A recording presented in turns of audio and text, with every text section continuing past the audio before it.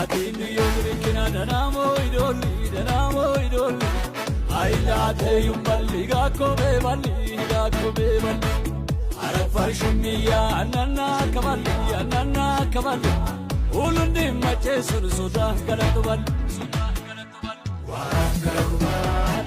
Wa galatan Jesus ratinne